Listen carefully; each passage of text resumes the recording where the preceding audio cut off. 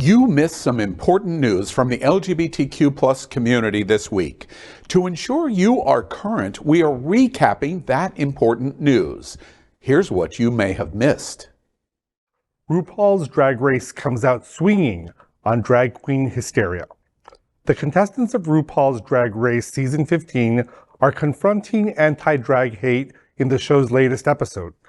Last week, the queens performed in a Wig Loose Rusical, a reimagined version of Footloose, where a local teacher is attempting to ban drag, as the queens opened up about their fears of new laws. As the queens prepared their makeup for the Wig Loose Rusical, they discussed their fears about doing drag given the onset of anti-drag hysteria around the country. The premise of Wig Loose hit close to home as for the queens as legislation has been passed in Tennessee to prevent drag performers from having shows outdoors and in front of children. Other states, including Texas, Wisconsin, Kansas, and Nebraska, have introduced similar legislation. At one point, Sasha Colby, a trans drag legend based in Los Angeles, asked Mistress Isabel Brooks if she feels on guard when doing drag in her home state of Texas, where legislators are, similar to Tennessee, attempting to categorize drag performances as sexually oriented business and remove them from the public eye. Brooks says, most definitely.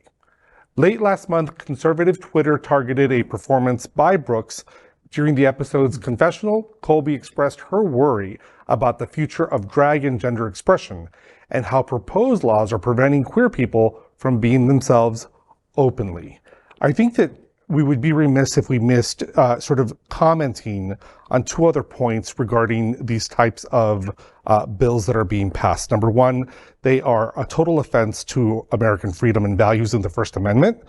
One, and number two, they're so anti-business, right? And so many of these governors that are leading states in conservative areas are often trying to purport that they are the pro-business people. This is anti-business. They are threatening businesses left and right, closing them down, fining them for having drag performers. And so it's the hypocrisy, again, that we see against our freedoms when they're the ones trying to tout that this is like the freest state here in Florida, and it's happening here as well. You know, it's interesting to me, of course, absent in this story is Florida. And Florida may perhaps be the most insidious. Governor DeSantis is turning out to be an opponent that is Wile E. Coyote.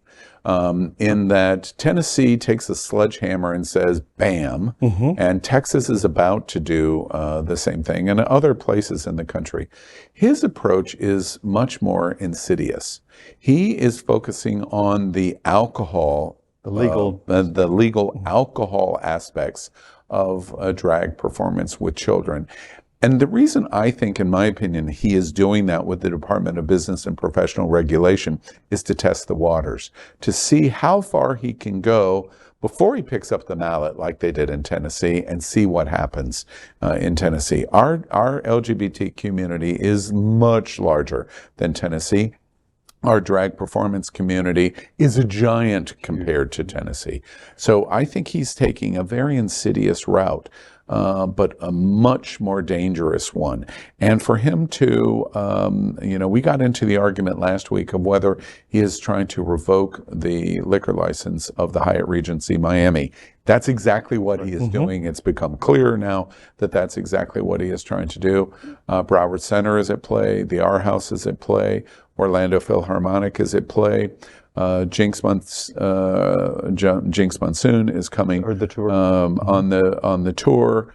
Seminole Hard Rock is at play now with the national tour, and not only anti-business, he's coming in from a standpoint of being very sophisticated in his attack of creating fear and threat. But to speak to the show, the episode of RuPaul itself, that episode was, I thought, fabulous, and I thought it was one of the best musicals ever.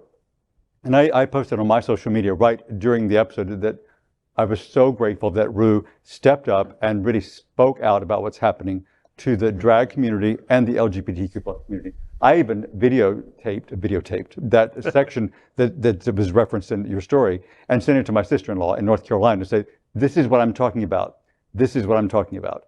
And so I just thought it was a fantastic episode. Yeah, because for so long, and I think you know some of the people associated with. I with might Drag know a Race. single or But for two. so long, just RuPaul's Drag Race existence was enough. The fact that they were out there on national television on a decently rated cable channel, that was enough. They they didn't need to be politically active. But I think it's wonderful that they found a platform where they can talk legitimately in the space and make the social commentary while still staying in the theme of the show without alienating the people, the allies that you see. So I think that they found a perfect issue to go on. And remember, they're the one to attack in Florida. It was Drag Race alum that were at the Arch Center, which is tangentially the Hyatt Regency, and Broward Center here and the Orlando Philharmonic. So they are under attack, not professionally, not just as a profession, but to a certain extent individually as well. So this is important. One final thought before we move on. It's important to remember that RuPaul could come to Florida, to Fort Lauderdale.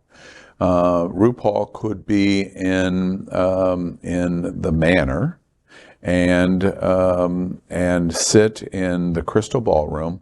And there could be children present, and RuPaul do a drag queen story hour and start in book 1, chapter 1, in the beginning, God, and then read from that book. And the Manor would be in jeopardy with the state of Florida.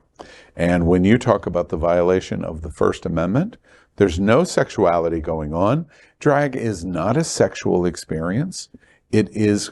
And RuPaul, over the course of 30 years, especially coming to prominence in 1994 in the VH1 show,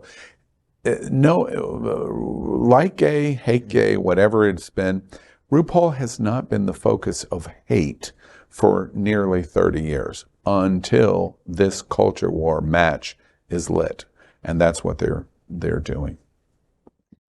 Keep watching the only television news in the world from our LGBTQ plus community and stay informed on everything that is important for and about our diverse LGBTQ plus community.